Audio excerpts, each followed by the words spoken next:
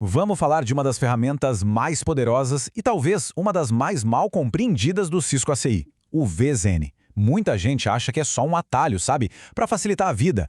Mas a verdade é que ele é uma peça-chave para a escalabilidade e para a saúde da rede. Então, bora lá entender isso a fundo. Para a gente entender por que o VZN é tão crucial, a gente precisa começar com uma pergunta que vai direto ao ponto. Pensa aí, o que acontece quando as regras da rede, todas as permissões e bloqueios, simplesmente não cabem mais na memória física do hardware? É um problemão, né? Essa memória tem um nome técnico, é a TCAN. Pensa nela como uma lista de convidados VIP da sua rede. É uma memória ultra rápida que o switch usa para decidir em nanosegundos se um pacote entra ou sai. Só que cada regra de segurança, cada contrato que a gente cria, ocupa um espacinho precioso nessa lista. E o ponto mais importante de todos é, a TCAN é finita, ela acaba. E quando esse recurso acaba? Aí o nome do pesadelo é Policy Cam Exhaustion. Na prática, a rede simplesmente para de aprender novas regras. Máquinas novas não conseguem se comunicar, serviços ficam inacessíveis, de verdade, um cenário de falha catastrófica. É por isso que otimizar o uso da TCAN não é um luxo, é uma necessidade absoluta. Mas calma, a boa notícia é que existe uma solução de engenharia muito inteligente para evitar esse desastre. E é exatamente sobre ela que a gente vai falar agora. Vamos deixar uma coisa bem clara aqui. O VHN não foi criado para economizar cliques do administrador de rede, tá? Ele é uma abstração de hardware, um mecanismo inteligente que nasceu com um propósito muito específico: garantir que aquela nossa lista VIP nunca, jamais se esgote. E agora vem a parte que é realmente impressionante. É a matemática por trás da coisa toda. Se liga nesse cenário que é super comum. 100 grupos de aplicações ou EPGs precisam acessar um servidor DNS. No modelo tradicional, isso cria 100 regras individuais no hardware. 100! Agora, com o VZAN, a gente aplica uma única regra que diz basicamente qualquer um nesta VRF pode falar com o DNS. O resultado? A gente sai de 100 entradas de T100 para apenas uma. É isso mesmo, uma redução de 99% no consumo de um dos recursos mais críticos da rede.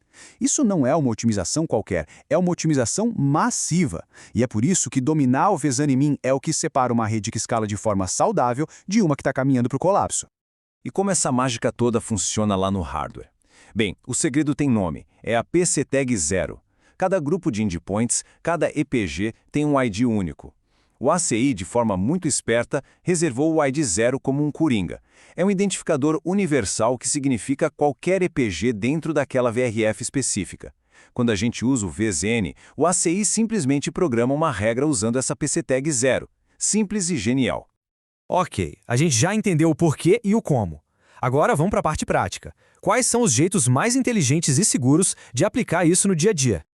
Existem 3 usos clássicos que são os mais recomendados. O primeiro, e o mais elegante, é para serviços compartilhados. A gente coloca o VZN para consumir serviços como DNS e NTP. Assim, qualquer aplicação nova já nasce com acesso garantido. O segundo é para migrações. Usamos o VZN para criar uma VRF aberta, temporariamente, o que facilita muito o processo. E o terceiro, que é uma mão na roda, é usar o VZN para criar uma regra de log para todo o tráfego negado, dando uma visibilidade incrível sobre o que a rede está bloqueando.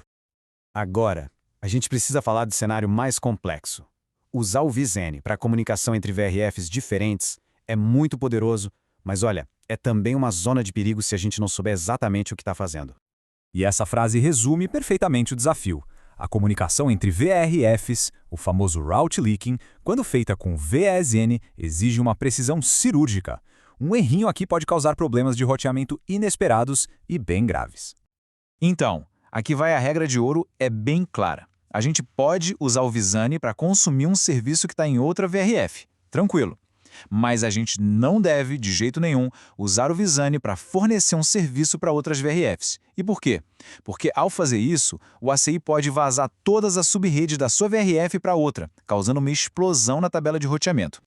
Outro ponto vital: as permissões do VZN não substituem as regras de um EPG, elas se somam. O princípio é a união. Se um EPG já pode falar na porta 80 e o VZN permite a 443, no final das contas, ele vai poder usar as duas. As permissões são sempre somadas. Tudo isso é ótimo na teoria, né? Mas como a gente pode ter certeza de que essa otimização está realmente acontecendo no hardware? Bom, a gente não precisa só acreditar. A gente pode verificar isso direto no switch. Para os profissionais de rede, esse comando aqui é o que separa a suposição da certeza. É só entrar na linha de comando de um livro switch, rodar um show zoning rule para a VRF em questão e a gente consegue ver as regras exatas que foram programadas no hardware. E na saída do comando, o que a gente procura é exatamente isso aqui. Se aparecer uma regra onde o EPG de origem, o SRC EPG, é 0, bingo, é a confirmação que a gente precisava. Isso mostra que o hardware está usando a regra otimizada do VZN, a regra de 1 para muitos que economiza nossa preciosa TSAN.